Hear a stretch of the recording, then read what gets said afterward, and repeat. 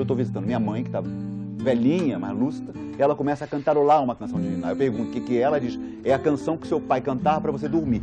Dei para o meu irmão que toca violão, meu irmão fez uma partitura a partir dali, e dessa partitura eu fiz a estrutura do livro.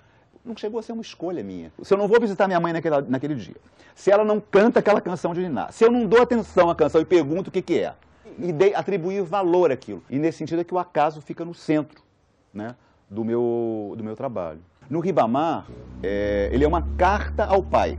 Tem as 7 notas da escala musical, cada nota corresponde a um tema e cada capítulo corresponde a um dos temas. Então, um dos temas das notas, a nota Mi, é relativo a Kafka e ao livro Carta ao Pai. Então, o livro é um pouco ensaio sobre o Kafka, ele é um pouco um relato de uma viagem que eu fiz a Parnaíba, que é a cidade onde meu pai morou na infância e na juventude. Então tem um lado um pouco quase que de jornalismo, mas é tudo inventado, na verdade. Eu fui lá para mentir e não para apurar a verdade, né? E tem uma grande reflexão sobre a minha experiência pessoal, que é a minha experiência com meu pai, minha vida com meu pai, que morreu há 30 anos.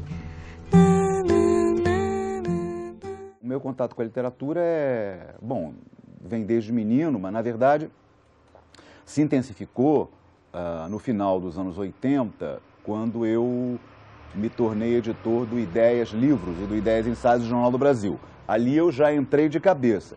Depois que eu saí dali, eu saí para escrever a biografia do Vinícius, o poeta da paixão.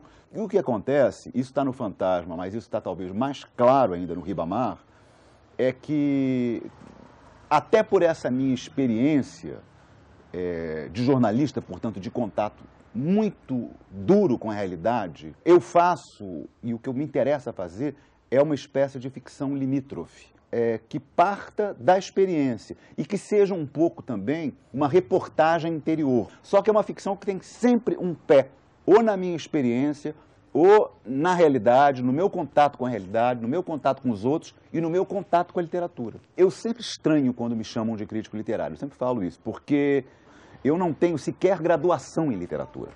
Então, a minha relação com a literatura ela é totalmente leiga, né? Eu sou um autodidata, eu fui um cara que fui lendo caoticamente, como leio até hoje, eu leio da maneira mais caótica. Existem vários autores importantes que eu nunca li, entendeu? Que estariam no cânone e assim seria obrigatório na universidade ser ter lido, eu não li. E eu procuro, inclusive nisso que eu faço, como a minha coluna no Prosa e Verso dos sábados, no meu blog agora do Globo Online, nas colaborações que eu faço, eu procuro sempre partir dessa postura, não do especialista, mas do cara que lê um livro, sofre um impacto com a leitura desse livro e escreve para relatar essa viagem que ele fez através do livro e que o livro fez através dele. Quer dizer, eu não me vejo como um legista, um anatomista cortando um cadáver, dissecando, separando órgãos, classificando. Não, eu gosto muito, por exemplo, quando leitores do Globo me escrevem, de vez em quando tem esse comentário, ou telefone, ou passa e-mail, sei lá, para dizer, nossa, eu leio você e tenho a sensação que você está conversando comigo.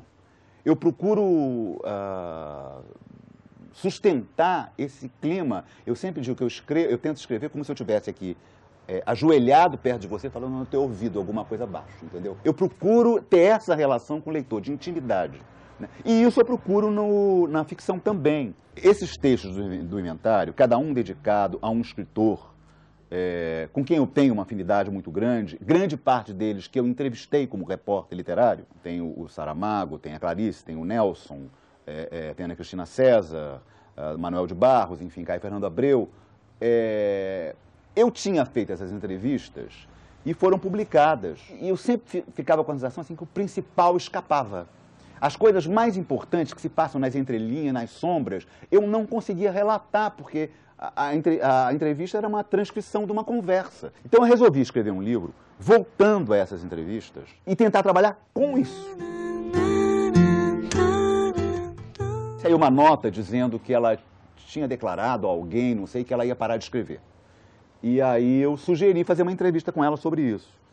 E foi uma coisa difícil marcar a entrevista, ela marcava, desmarcava, depois cheguei no difícil, não queria me deixar subir, enfim. Finalmente consegui chegar na sala de estar da Clarice.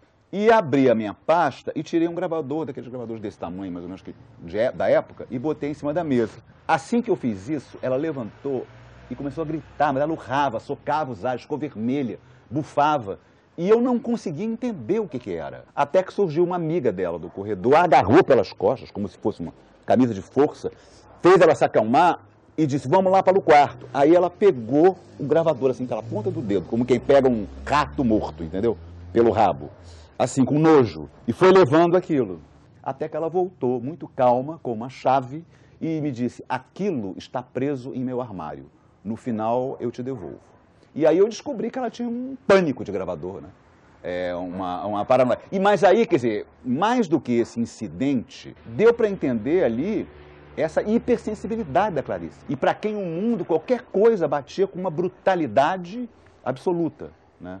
E foi um preço de sofrimento pessoal, eu acho, que ela certamente pagou, mas foi também graças a essa hipersensibilidade que ela fez a literatura que fez, né?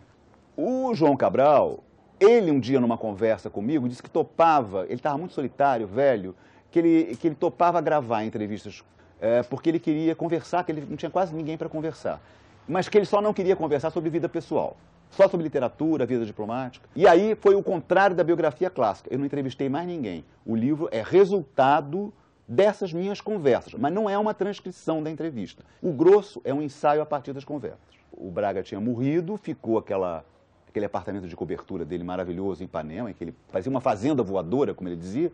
E eu também conversei com pouca gente, 10 pessoas, sei lá. O principal foi ler as crônicas do Braga e, a partir da leitura de todas as crônicas do Braga que eu pude ler, fazer uma espécie de dicionário, palavra por palavra, assim, usando as palavras mais importantes para o Braga, que mostre, que sintetize, foi o que eu tentei, a visão de mundo que o Braga transmitiu nas suas crônicas, que é o maior cronista do século XX brasileiro. A Literatura na Poltrona é uma coletânea de artigos dispersos sobre literatura, publicados também em vários lugares, que um dia eu resolvi reunir. Eu parti da imagem clássica de um consultório de analista. Essa imagem clássica, na questão da literatura, normalmente é vista assim. Você, o leitor, está sentado na poltrona e o livro está no divã. E quando você lê, você está analisando, interpretando, dissecando aquele livro. Eu digo ao contrário. Quem senta na poltrona é o livro.